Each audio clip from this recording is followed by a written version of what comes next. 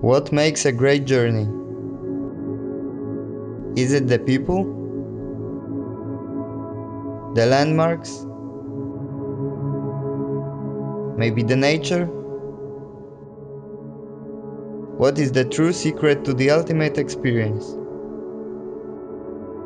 Or maybe, just maybe, is it all within you? How you choose to approach the world? Are you just going to stand there and watch it as if it was some kind of an exhibition?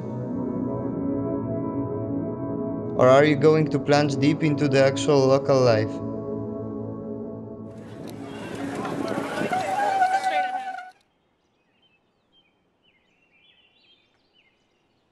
Nearly 2 million visitors will come to Logan Pass during the short 2 to 3 month summer season. This shuttle stop is literally the high point of the Going to the Sun Road, as well as the high point of many visits to the park. The pass sits along the Continental Divide, 6,646 feet, and treats visitors to sweeping views of mountains and subalpine meadows full of colorful wildflowers. The rangers at the Logan Pass Visitor Center can assist with answers to questions about the area and information on plants, wildlife, and hikes. A bookstore is also located in the Visitor Center. From the back of the Visitor Center, a boardwalk crossing flower-filled meadows leads to Hidden Lake Overlook. This 1.5-mile walk provides visitors with dramatic views of Mount Reynolds, Clements Mountain, and sparkling Hidden Lake. Hikers can continue another 1.5 miles down a steep trail to the lake where Bear Hat Mountain rises above on the far side. Please remain on the boardwalk and trail. A careless human step will leave a huge impact to plants in this fragile environment. Across from the Visitor Center, on the other side of the Going to the Sun Road, visitors can experience one of Glacier's most popular hikes, the Highline Trail. Although there are a few precipitous spots on the trail, don't let that discourage you from enjoying some of the most spectacular views in the park. Here in Glacier National Park, we are fortunate to be surrounded by such amazing wildlife. And if you happen to have the opportunity to see wildlife, especially while hiking on a trail, make sure to give them the right of way. And also, remember never to feed wildlife in the park. We want to keep our wildlife wild. The more that animals think that we're a source of food, the more chance that we might see them acting aggressively towards us. So to keep us safe and to keep the animals safe, it's important that you remember never to feed animals when you're in the national park.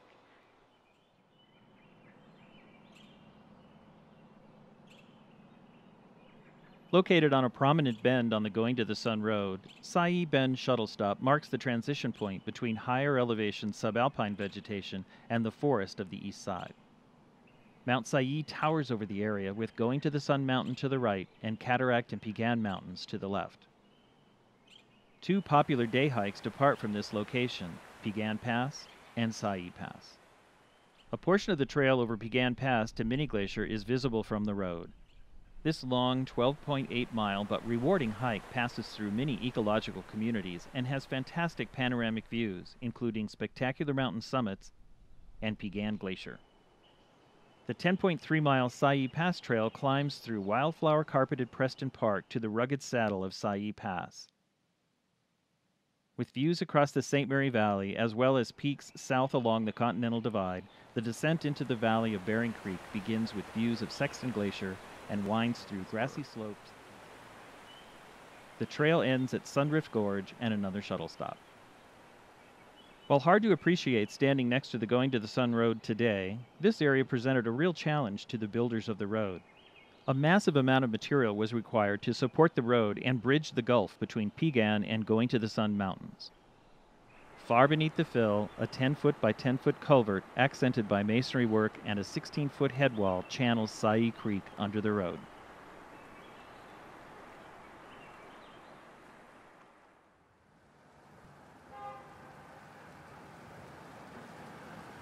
The East Side Tunnel was one of the most difficult challenges on the entire Going to the Sun Road. Built in 1931, the 408-foot tunnel appears to come directly out of Pegan Mountain, with waterfalls cascading down the portal.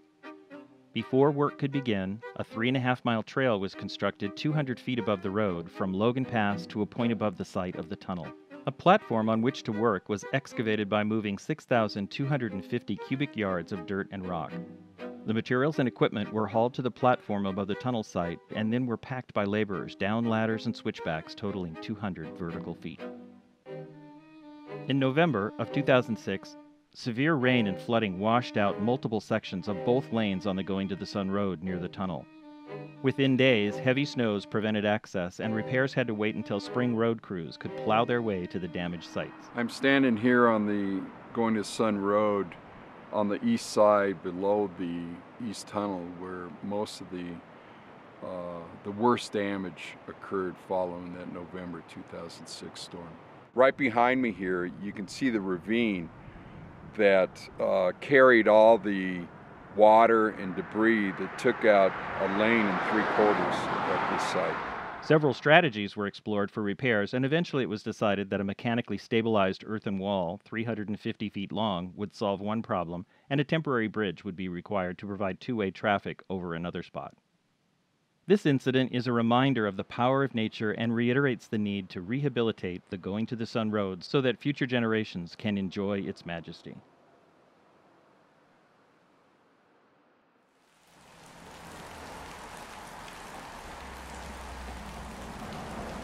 As you drive through the West Tunnel, imagine the time and manpower it took to bore through 192 feet of mountain using 1926 technology.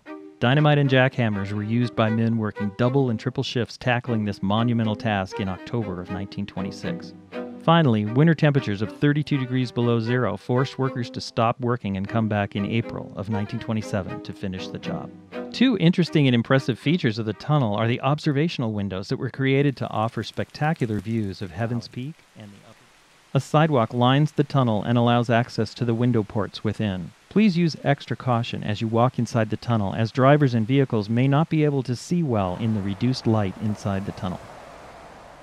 As originally constructed, the tunnel was unlined, and over time, seeping water started to weaken the roof, and bits of rock would occasionally fall onto the roadbed and passing vehicles.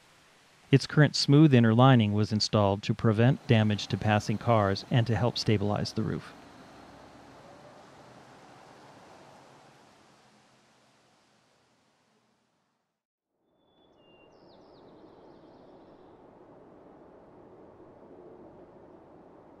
From this spot, visitors often mistake the series of cascades on Haystack Creek directly in front of them for Birdwoman Falls. But Birdwoman Falls is actually the 492-foot drop across the valley between Mount Oberlin on the left and Mount Cannon on the right. Notice the broad U-shaped bowl above the waterfall, and look down the valley to the right and notice the same broad U shape. Both features are the results of glaciers. I'm Dan Fagerty of the U.S. Geological Survey's Northern Rocky Mountain Science Center. I've been a research ecologist here at Glacier National Park for the past 21 years. Birdwoman Falls is a classic example of a glacially sculpted landscape. This area has been under a lot of pressure in the last glaciation that ended about 12,000 years ago and lasted for hundreds of thousands of years. And this has allowed the landscape to be molded by the ice through time. The main trunk of the glacier sculpted out the area below Logan Pass and swept down around and actually scooped out Lake McDonald. The side valley there didn't have as much cutting power because the ice in there was not as massive, and so it couldn't cut down as fast as the main valley floor. And so it lagged behind, and therefore when all the ice melted, it was suspended, and we call that a hanging valley, and that's what Birdwoman Falls drains out of.